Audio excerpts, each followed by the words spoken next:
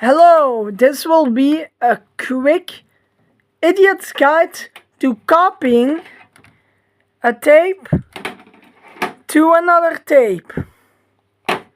So, what you will need is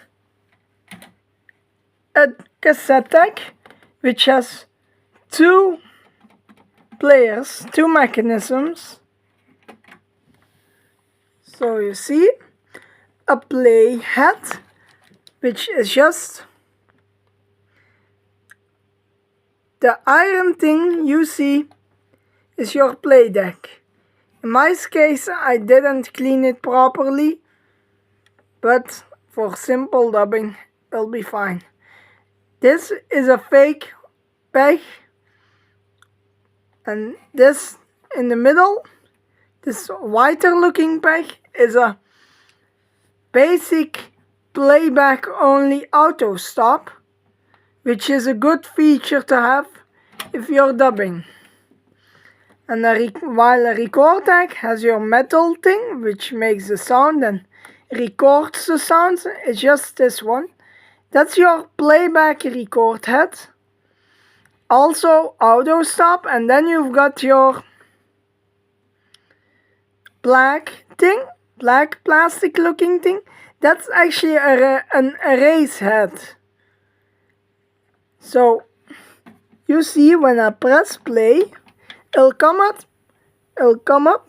but it'll only record when the recording function's enabled. So first things first, if you want to copy a tape, you'll need to know a few things about these. So in my case, I'll just show you the LEDs. Now that's Dolby noise reduction, or in very simple terms, it's for when you record from a headphone. Don't plug your phone in here. That phones didn't really exist when this deck was made. Portable phones which had audio outputs. This is for headphones, not an input, it's only output. No level control. That's normal for these decks. You just go deaf when listening.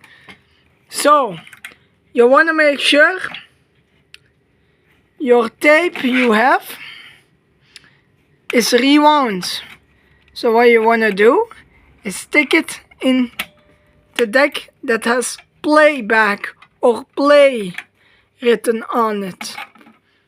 So you just want to put it to the side you want to copy and check that it still plays. So it plays. Then you want to press the button that says rewind. And let's let it rewind. So you can actually see inside there, not with the fill light on, but you can actually, with the human eye, see when it comes to the end. Some decks don't have auto stop. So auto stop, what does that mean? Basically it means when the tape is done moving about, and instead of just ruining your mechanism or ruining the tape, it'll stop when it detects tension. But not all decks have this feature on rewind or fast forward.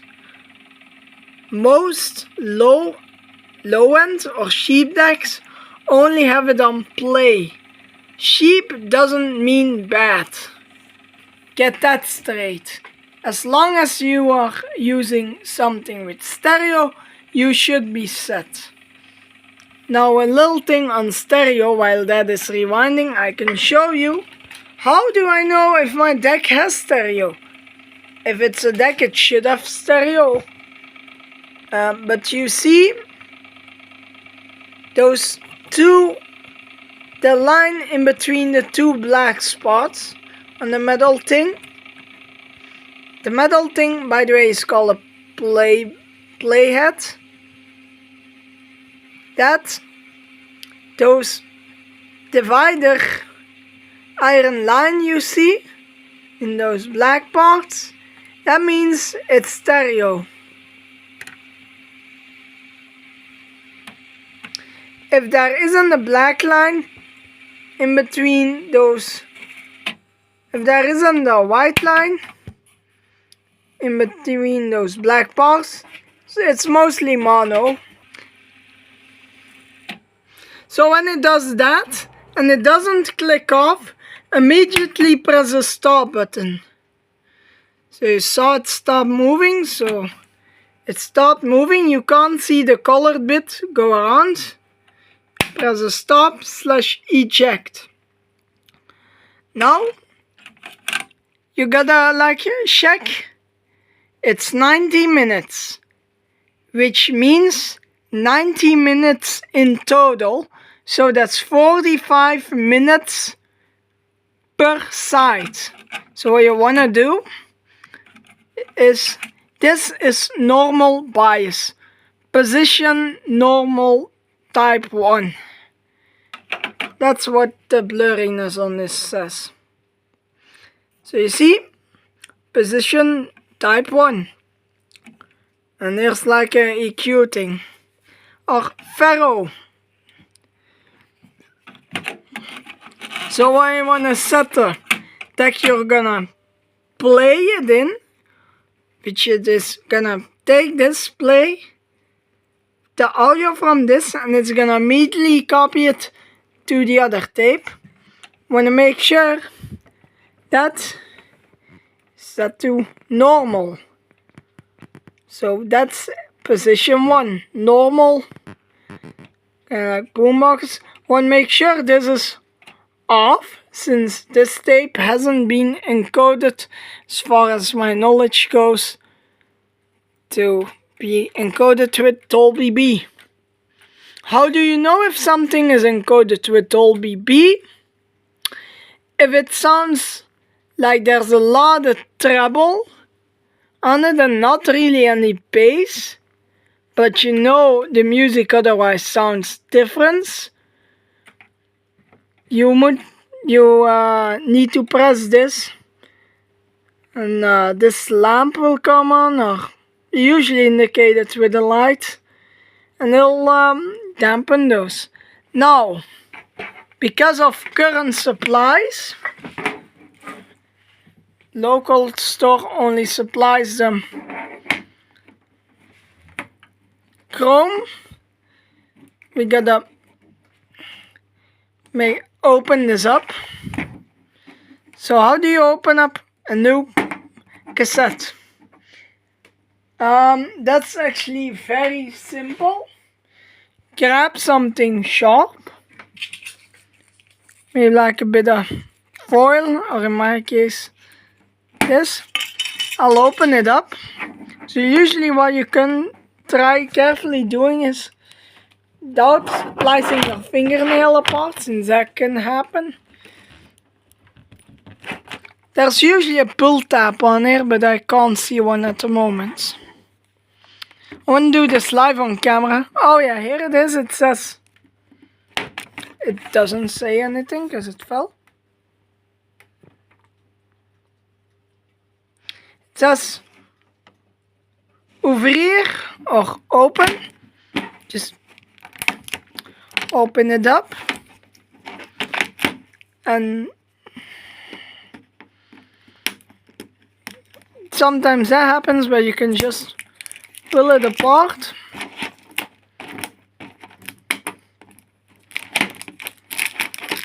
Don't worry about if you go on the internet and they say, oh, keep it shut, it's valuable. Tapes are meant to be recorded on too, so it's a waste of time and money to just keep them on a shelf. Except for when you've got a cool design, it might be interesting to keep a one-off the stock you have. In my case, that'd be this Colors of Sound BASF tape. Keep it packaged, but I do have other ones in worse shape, but this was the best shape of the bunch, so it just rests here next to the other supply of tapes. So you only got chrome. Now if you want to reuse a tape, let's say something like this, a ferric tape, you want to make sure these tabs, try focusing the camera on that, but I might want to turn off the lights still. Okay, hold up. So you want to make sure these tabs, see those plastic bits with like a U shape of air around it, want to make sure that those are intact. If they are gone, like on this tape for example, you can't record on it, since the cassette deck will not let you record onto it. So you want to make sure your tape is intact. Now,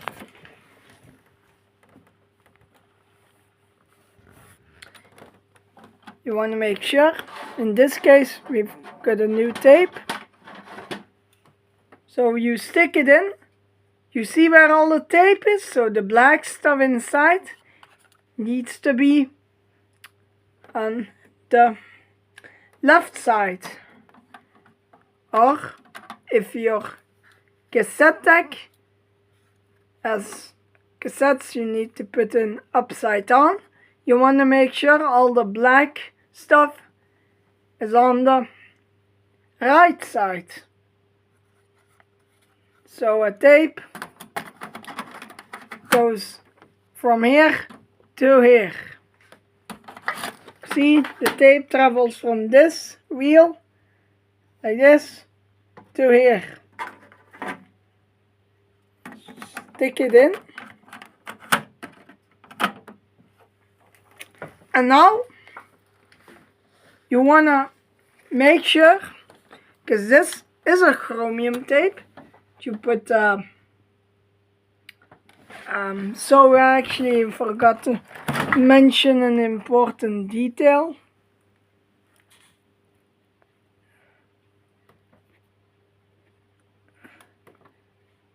Oh dear, this will not. So you want to make sure tape 1 is the playback, as it says. Playback, tape 1 is on the normal setting. And then you want to make sure, so tape 2, deck 2, record and playback is set to normal, chrome. So just gonna one switch pushed in, one off. That sets it to the chromium position. So Dolby off, make sure it's set right. So you gotta have the tape you want to copy here. Gonna want to make sure the tape you want to record onto is here with intact tabs. Why does it have a space in here? It's for higher end tags, which automatically recognize what tape type you have, so you'll not need to worry about setting it yourself. My dual deck higher end tech is unfortunately broken, so I'll need to fix that. But that's why I'm showing it with the Workhorse SCT 404.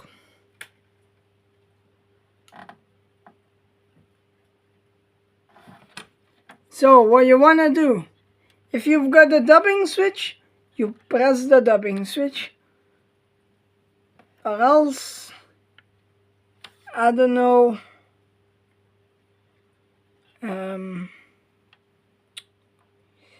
yeah, I always work with the dubbing switch, and it's kind of annoying. But I guess you do this, pause it, press play, then you press record on this. No. Okay, so usually these decks will have a synchronous start option, which we will use in my case. Just kind of press this. Now it's recording. So, and now if you press the high speed dubbing, this will go over to high speed. You see them moving faster? Don't know if it will let you hear it. No, it won't. Now we are high speed dubbing. Now, I don't fully know if it's correct, but it can prevent more wow and flutter, since it actually is recording at a higher speed. There's less likely to be wow and flutter. So now you should dubbing high speed on. The recording level won't matter. So you see, if I turn it down or up, it won't matter. So now it's usually actually just basically getting the level from whatever the level is set on this. It'll record at the same level on this.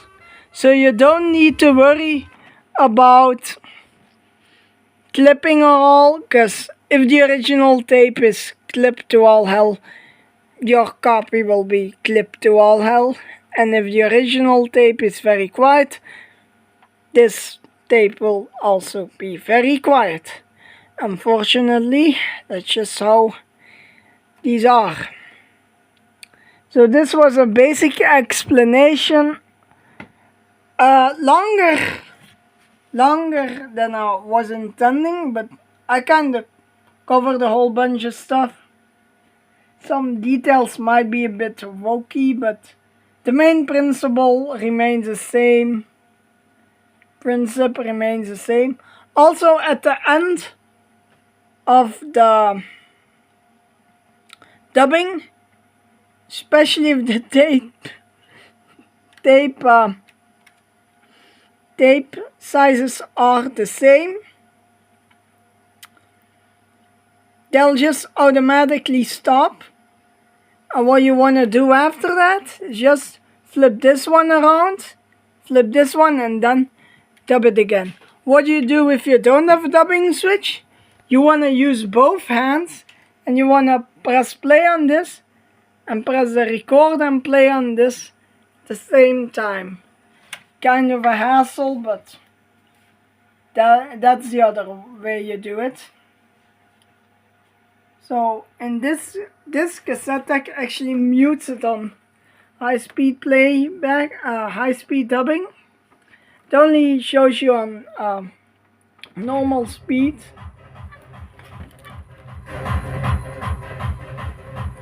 Usually what I like to do is monitor the tape.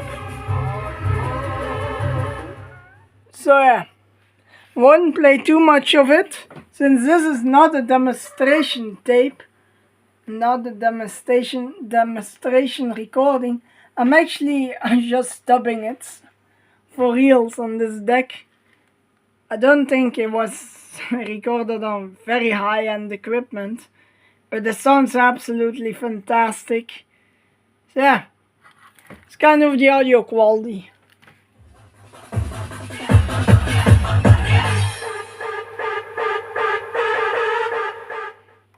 Very good.